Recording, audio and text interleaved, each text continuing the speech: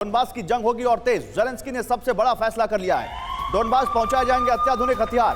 Donbas में यूक्रेनी फौज को और ताकत दी जाएगी। ज़ेलेंस्की ने अत्याधुनिक हथियारों को डोनबास भेजने का बड़ा फैसला किया है। अगर अत्याधुनिक हथियार भेजे जा रहे हैं तो फिर ये सोलेडार में सरेंडर क्यों हो रहा है? डोनबास पहुंचाए जाएंगे अत्याधुनिक हथियार। डोनबास में यूक्रेनी फौज को और ताकत दी जाएगी। एक और बड़ी खबर, ज़ैपोरिजिया प्लांट पर रूसी नेता ने एक बड़ा दावा कर दिया है। यूक्रेनी फौज प्लांट पर कब्जे की फिराक में है, यह कहा जा रहा है। तो यूक्रेनी फौज प्लांट पर कब्जा करने की फिराक में है। ज़ैपोरिजिया न्यूक्लियर पावर प्लांट पर रूसी नेता का यह दावा है। नीपर नदी के उस पार यूक्रेनी फौज का जमावड़ा है और नीपर नदी के इस पार रूसी फौज है जो पीछे होकर वहां पर टिक गई है। नदी जमने से यूक्रेनी फौज की राहें आसान होगी, ये रूसी नेता ने कहा है।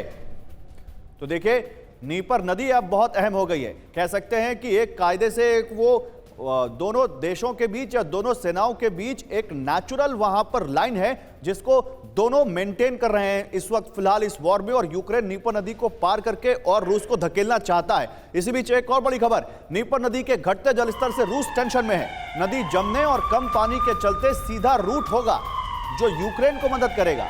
ज़ैपोरिजिया प्लांट पर सीधी पहुंच आसान होगी यूक्रेन की। प्लांट के पास तैनात हैं यूक्रेनी एंटी मिसाइल सिस्टम।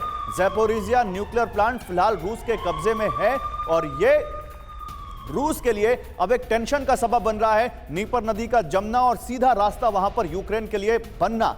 तो सरेंडर, एक तरफ यूक्रेन के एक गांव में सरेंडर की खबरें आ रही हैं, लेकिन दूसरी तरफ रूस की टेंशन भी कम नहीं हुई है। बिग वॉल पर आपको दिखाते हैं किस तरह से ये पूरा, ये आप ज्योग्राफी समझिए। ये ज़ैपोरिजिया न्यूक्लियर प्लांट है, पावर प्लांट जिसकी हम बात कर रहे हैं, जहां पर अभी रूस का कब्जा है। और नीपर नदी यहां से ज्यादा दूर नहीं है, जहां पर जिसके दूसरे मुहाने पर बैठी हुई है रूस की सेना। अब समझिए आप, ये देखिए ज़ैपोरिजिया, ये हम बात कर रहे हैं, ये ज़ैपोरिजिया न्यूक्लियर प्लांट है। ये यहाँ पर निकोपोल है, यहाँ पर नीप्रो नदी जिसको कहते हैं या नीपर नदी जिसको आप कहते हैं, ये वो नदी आप देख रहे हैं और ये रूस के कब्जे में है। प्रचंड सर्दी से नीप्रो नदी जमने की कगार पर है और यही बहुत अहम है इस वॉर का एक, या यहाँ पर एक बड़ा मूव यहाँ पर इस नदी के जमने के बाद देखा जा सकता है। ठंड में नीप्रो नदी का जलस्तर तेजी से घट रहा है और रूस इसकी वजह से टेंशन में है। यूक्रेन आर्मी ज़ैपोरिजिया प्लांट पर कब्जे की तैयारी में है। आशीष हमारे साथ हैं, आशीष से बात करते हैं। आशीष, ये जो नीप्रो नदी जिसकी हम बात कर रहे हैं, ये जो नदी दिख रही है, ये कितनी अहम है? और ये जो हम समझाने की कोशिश कर रहे हैं,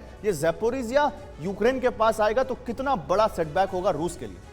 ये न केवल रूस के लिए एक बड़ा सेटबैक होगा बल्कि पूरे के पूरे यूरोपीय यूनियन और जो बाकी देश हैं जिस पर ज़ैपोरिजिया न्यूक्लियर पावर प्लांट काफ़ी ज़्यादा इस एनर्जी सप्लाई वाले सिस्टम से निर्भर रहता है। क्योंकि ध्यान रखिएगा कि एटलीस्ट ईस्टर्न यूरोप का ये सबसे बड़े न्यूक्लियर एनर्जी सप्लाई सेंटर्स में से एक है जो कि अभी लगभग ना के बराबर काम कर रहा है। और ये रिकैप्चर करने का मतलब होगा, इसे प्योर आप टैक्टिकल लेवल पे मत देखिए, ये स्ट्रैटेजिक विन होगी। स्ट्रैटेजिक विन इसलिए क्योंकि विंटर्स में एनर्जी को वेपनाइज किया गया है, इलेक्ट्रिसिटी को वेपनाइज किया गया है। और यहां पर अगर यूक्रेनी सेना कैप्चर कर लेती है, आप मान के चलिए न केवल ज़ैपोरिजिया न्यूक्लियर पावर प्लांट बल्कि पूरा यूक्रेन, बल्कि पूरा का पूरा ईस्टर्न यूरोप काफी हद तक रशियन जो एनर्जी इलेक्ट्रिसिटी प्रेशर है उससे बाहर आता हुआ दिखाई देगा।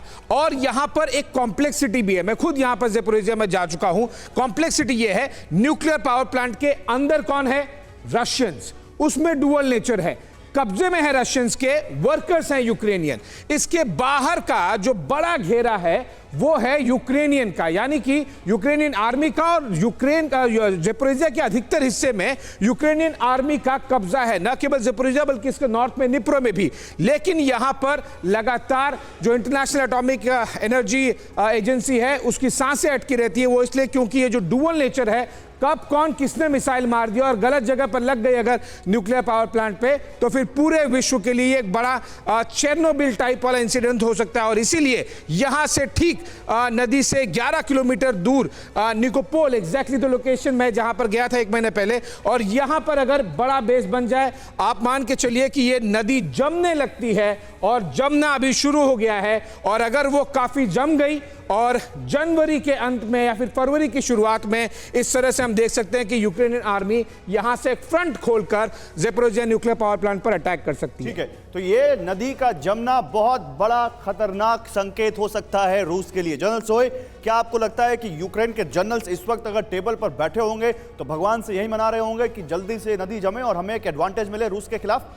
बिल्कुल गौरव, ऐसा है कि दो चीज़ें मैं कहना चाहूँगा क्विकली। एक तो रशिया ने खेरसॉन से विड्रॉ किया था कि नीपर नदी के इस तरफ आके कंसोलिडेट करेंगे, क्योंकि नदी एक ऑब्स्टिकल सिस्टम हो जाता है। उसको पार करने के लिए एक फनल इफेक्ट होता है कि हर जगह से आप पार नहीं कर सकते, कुछ जगहों से आप पार कर सकते हो। वहाँ पर रशिया ने तैयारी कर ली थी और लोग ये कह रहे थे कि सर्दियों में लड़ाई कम हो जाएगी, लेकिन इस तरह कुछ नहीं हुआ। लड़ाई पूरी तेजी से चल रही है, उल्टा और भयावह हो गई है।